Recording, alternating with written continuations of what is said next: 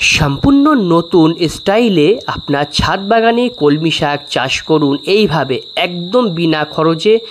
আপনারা কিভাবে টেক্সচারটি তৈরি করবেন, কিভাবে মাটি তৈরি করবেন এবং কিভাবে এই কলমি শাকগুলি আপনারা বসাবেন এবং তা থেকে আপনারা বেশ অনেক দিন ধরেই এইভাবে কলমি শাকগুলি খেতে পারবেন। তাহলে চলুন শুরু করা যাক ভিডিও।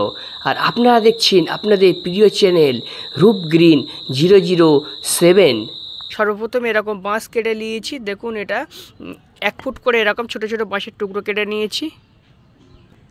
তারপরে বাঁশের টুকরোগুলোকে এইভাবে ক্রস চিহ্নভাবে দেব, দিয়ে 4 কোণায় 4টে সুতো বাঁধবো। এই যে বাঁশের টুকরোটা আমি কেটেছিলাম এইভাবে প্লাস চিহ্ন করে মিডিলে এরকম একটা দড়ি দিয়ে বেঁধে দিয়েছি।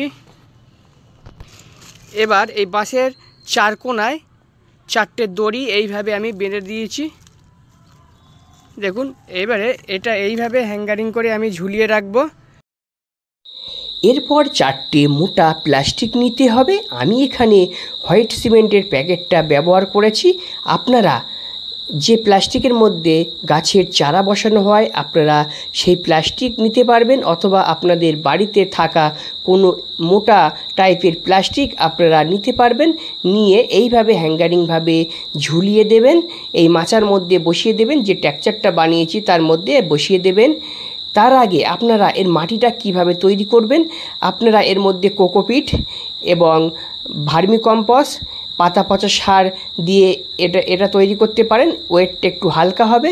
অথবা আপনারা 50% মাটি নেবেন আর 30% গোবর সার দেবেন আর 20% ভার্মিকম্পোস্ট দেবেন। দিয়ে এটি মিক্সিং করে আপনারা এইভাবে একটি মাটি তৈরি করে নেবেন, অথবা ভার্মিকম্পোস্ট দিয়েও আপনারা করতে পারেন। আপনাদের যেটা খুশি সেইভাবে তৈরি করে নেবেন। শাক গাছগুলি বসানো আছে তার ডগাগুলি এইভাবে আমি কেটে নেব। এটা হাত দিয়ে খুব সহজেই আপনারা কাটতে পারবেন, অথবা কোনো ছুরি দিয়েও আপনারা কেটে নিতে পারবেন। দেখুন এইভাবে আমি ডগাগুলি সব এখন কেটে নেব। নিয়ে এই ডগাগুলি কিন্তু আমি ওইখানে বসিয়ে দেবো। 1 সপ্তাহ পরে দেখবেন এই রকম সুন্দর কলমি শাক আপনার ওই হ্যাঙ্গারিংভাবে যেটা তৈরি করেছি ওইখানে সুন্দরভাবে কলমি শাকগুলি ভর্তি হয়ে যাবে। তো এখন এরকম আমি শাকগুলি এখন কেটে নেব, তারপরে এইগুলি এখানে আমি বসাবো। কলমি শাকের ডগা আমি কেটে নিয়েছি। আর কিছু ডগা কেটে নেওয়ার পরে কিছু পাতা এইভাবে আমি নিচের পাতাগুলি ফেলে দিচ্ছি, কয়েকটা পাতা আমি রেখে দিয়েছি।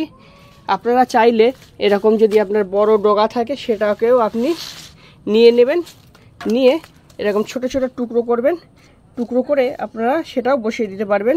শুধু দেখবেন এই গোড়ায় এরকম শিকড় থাকে, শিকড়ের এইখান থেকে কাটবেন, আবার এইখান থেকে একটু টুকরো করবেন, মোটামুটি 5 থেকে 6 ইঞ্চি টুকরো করবেন। যেমন আমি এইখানে একটার থেকে অনেকগুলো বার করে নিয়েছি। দেখুন এই যে একটার থেকে অনেকগুলো কিন্তু আমি টুকরো বার করে নিয়েছি। এইভাবেও আপনারা কিন্তু এটাকে বসাতে পারবেন। শুধু খেয়াল রাখবেন গাছের উপরের দিক যেটা সেটা যেন উপর দিক থাকে, না যেন নিচের দিকে চলে আসে। তো এইভাবেও আপনারা এইগুলিকে বসাতে পারবেন। তো এখন এইগুলোকে আমি আমার ওইখানে বসিয়ে দেব। তো মাটি তৈরি করা আছে, এবার এর মধ্যে পানি দিয়ে দেব। দেখুন এইভাবে 4টেই আমি পানি দিয়ে দিলাম।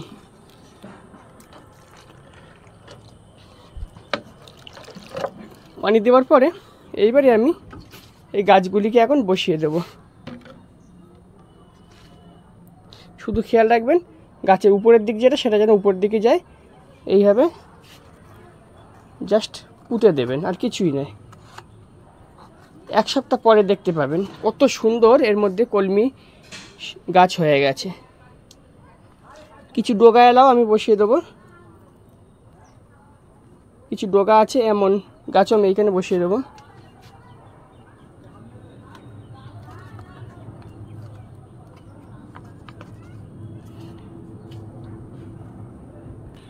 দেখুন একটাই আমি বসিয়ে দিয়েছি। এইভাবে আমি 4টেতেই এখন বসিয়ে দেব।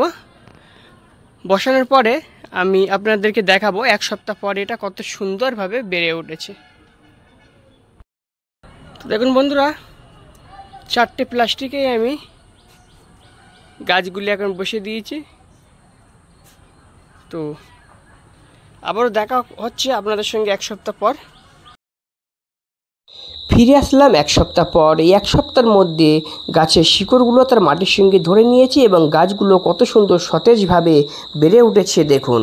তো আপনারা জানেন কলমি শাক গাছে বেশি পরিমাণ পানি লাগে। আপনারা প্রত্যেক দিনই এই প্লাস্টিকের মধ্যে পানি দেবেন আর আপনারা 3 থেকে 4 দিন পর পর শাকগুলি কেটে নেবেন। দেখবেন কত সুন্দর 4 দিন পরে আবার যেমন শাক কেটেছিলেন আবার ঠিক তেমনই হয়ে যাবে। আপনারা এটা যদি বর্ষাকালে করতে পারেন তাহলে আরও ভালো। বর্ষায় বৃষ্টির পানিতে এই গাছগুলি খুবই ভালো হয়। আপনি যদি আমার এই ভিডিওটি প্রথম দেখে থাকেন, আমার এই ছোট্ট চ্যানেলটি সাবস্ক্রাইব করে দিয়ে এই চ্যানেলের একজন মূল্যবান সদস্য হয়ে যাবেন আর পাশে থাকা বেল আইকনটি প্রেস করে দেবেন যাতে করে নতুন ভিডিও আপলোডিং করলে সর্বপ্রথমে তার নোটিফিকেশান আপনার কাছে পৌঁছে যায়। তো দেখুন বন্ধুরা, আবারও ফিরে আসলাম 15 দিন পর। গাছগুলি কত বড় হয়ে গেছে। আরও আগে এই শাকগুলি কেটে নেওয়ার দরকার ছিল, আমার একটু সময়ের অভাব ছিল বলে কাটতে পারিনি। তো এখন এই শাকগুলি আমি কেটে নেব। কেটে নিয়ে আবারও আমি গাছের গোড়ায় পানি দিয়ে দেব। দিলে বেশ কয়েকদিনের মধ্যে আবার গাছে নতুন শাক ভরে যাবে। তো এইভাবে আপনারা একবার গাছ বসিয়ে অনেকবারই আপনারা শাক খেতে পারেন। আর আপনারা বীজ বসানোর থেকে আমি বলবো ডগা বসালে খুব ভালো হয়। আপনারা 1 বান্ডিল শাক বাজার থেকে কিনে আনবেন, কিনে এনে এই ডগাগুলি অথবা গোড়াগুলি বসিয়ে দেবেন। ডগা বসালে ভালো হয়। তো বসালে দেখবেন এরকম সুন্দর কলমি শাক আপনার ছাদে ভরে উঠেছে। তো এখন আমি এই শাকগুলিকে কেটে নেব।